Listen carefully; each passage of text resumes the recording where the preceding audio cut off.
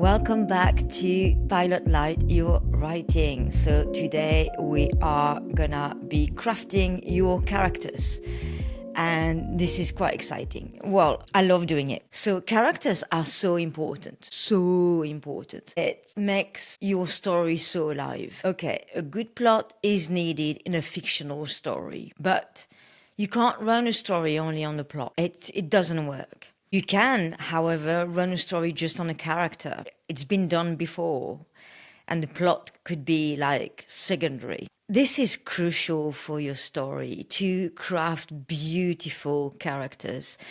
Simply because, we always identify to them. That's how we feel the emotions through the characters. Is quite cathartic. So it's important you take the time crafting them, and it's important that they feel alive to you. We are going to tackle who they are first, what drives them, and what makes them unforgettable. So first, start with the basics. How do they look like? What's their name? What's their age? What do they wear? How do they carry their body? It's very important that you see them in your mind. What I like to do, that's very personal, I very often craft them through people I know, because I consider everybody as a character. At the end of the day, we all are the hero of our own story. So I take other heroes from people I know, and that's the way I can recall how they talk, what they say, what they do. It's easier. So I very often pick someone I know. And the other thing I do is sometimes I write for an actor that I really like. If I pick up an actor and I see them playing the same kind of role, for me it's a challenge to create for that actor something different. Otherwise, sometimes look at pictures in magazines from what they wear or how they pose on the picture. It gives me a hint of the character that I want to write about. So I have a notepad, and in that notepad I do a lot of collage with pictures so I can actually see them physically. So you could do that. You can take your time. It's actually the best part of writing, is to make all your characters and see how they interact together, if they go well physically or not. I like mix matching my characters so they don't go well together. It makes them quite interesting. And once I've done that, obviously I'm gonna write about their personality, and I will put the main traits of who they are, how they behave, what makes them tick, what do they do as a job, if they have a job, if they're a student, or if they're mums, single mums, married mums, or, I'll try to figure out how they live, how they decided to make their own life. The next thing that I do is I really try to focus on their flaws. I like my characters to be flawed. It's so interesting, simply because we are flawed. And when we see a character that has flaws, we identify to them so quickly, because it's nobody can be perfect. And even though this society is trying to sell us that we have to be perfect in every kind of way, we're not, and we're struggling to reach this image that society wants for us. But flawed characters are so much more interesting, and nobody wants to see a character that has everything under control, because it doesn't exist. No one's got everything under control. I don't even know the percentage of what we can control in life, but it's very little, I'm sure. So a lot of it is driven by how we got raised, and the rest is, our actions. And sometimes it's just fate. Things happen to us. We didn't provoke it, and it just happened. Nevertheless, people are flawed. They are not perfect. Some have big, huge insecurities. Some are timid. Some are broken, for many reasons. Try to define what's wrong with them, if we can call it wrong. And also, of course, everybody has flaws, but everybody has strengths. So which, in each character, it's very important that you do that in all your characters. What are their strengths? What are they good at? Everybody is good at something. Next, you need to think of something that drives them. It's what we call the want and the needs. The wants is what they want in life. It's what they want for themselves. They want to achieve something, or they want to get something, or they want to get to a place, or they want something, or they want to fall in love, or they want to meet the person that they want to be with, or they want to succeed at work, or they want to have a peaceful environment, whatever they want, write it down. And the other thing is their needs. Be aware that your characters are not aware of their needs. Basically, needs, it's something they need to go through in order to learn, to grow, to expand as a human being. Maybe the liar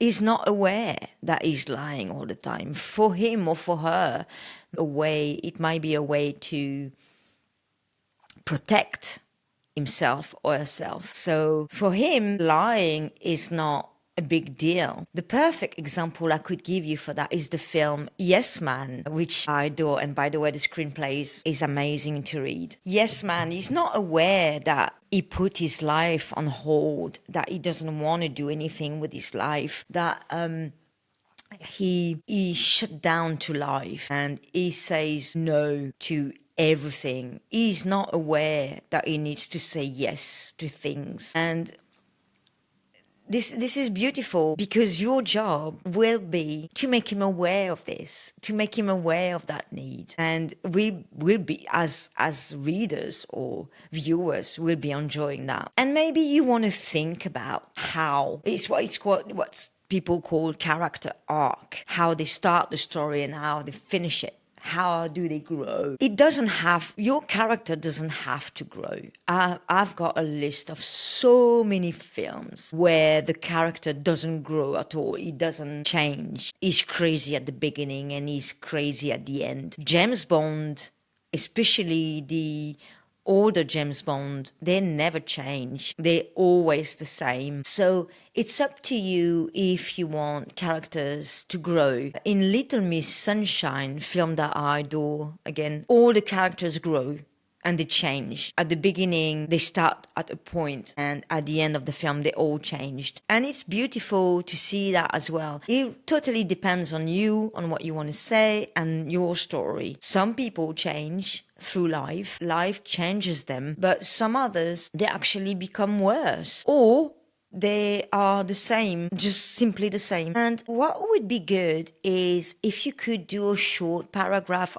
Well, actually, for the main characters, more than a short paragraph. You should write something like a few pages of that on their backstory. Where do they come from? You don't speak the same way if you come from the countryside, or if you come from the city, if you're wealthy and if you're poor. It shapes you. So it will shape your character as well. And you need to know where your character comes from. And it would be a good idea to write a paragraph on where they come from, how they lived their childhood, how was the years after, were they bullied at school, were they brilliant at school, were they good in maths or literature or nothing at all, were they good at something, did they love someone, a grandfather or a figure that really inspired them when they were a kid, everything like that, or that could be very relevant for the story. So the other thing, that's tiny details, but it makes the character so much more alive, is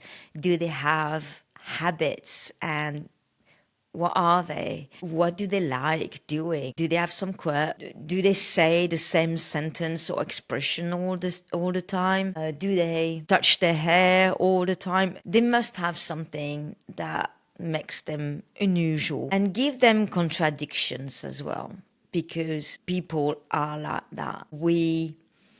I'm sure in your experience, or if you haven't, you will for sure, you will notice that life teaches you something all the time. And one of it is you think you're certain about something, about a subject or a value, and you tell yourself, I will never do that, or I will never say something like that. And then somehow life remembers it, and then a few years later you do that thing or you say that thing. That is the contradiction. You could have, for instance, a character that goes to church every Sunday, yet is horrible to his neighbors or her neighbors. You know, it's the type of contradiction that every human being goes through. I know a lot of people that think that they are very open-minded, but yet they judge very quickly for little things, you know, and they have little understanding of that thing, and they will Twitter or whatever, those things. So it is a contradiction. And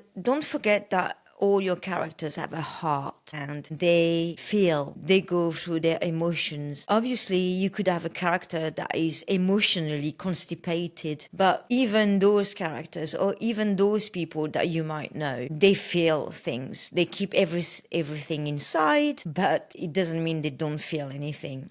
So they are maybe fragile and they do care about things, and because they care about things, we care about them too. And my last point would be, how do they speak? You know, don't all your characters don't speak the same way. You have people in real life, some talk very quickly and some others they speak very slowly. Some have an accent like me, or some choose their words carefully, some don't. Some are very nervous, so they tend to hate silences and talk a lot and to say nothing. You know, all your characters have different way of speaking. This is very important. So for this week, it's quite a lot of work to do all these things. Take your time to really shape your characters. Take your time to see them. Glue some pictures.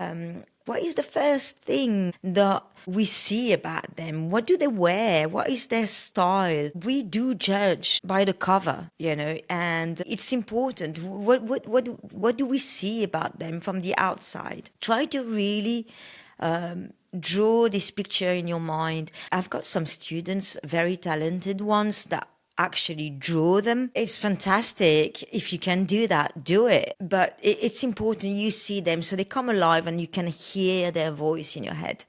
Your homework for next time will be to write a journal, but not about you this time. It would be about your character. So basically you would say I do this and I do that and I think that, but it's not you. It will be your character. Your character will write his journal through you. This is an amazing exercise because for the first time you will hear them. You will go inside their heads, and it's just like, it's so hard to just imagine everything from scratch. But if you write through them, their journal, you will discover things about your character that you didn't imagine, that you didn't even think of. So I'll let you do this and I'll see you next time.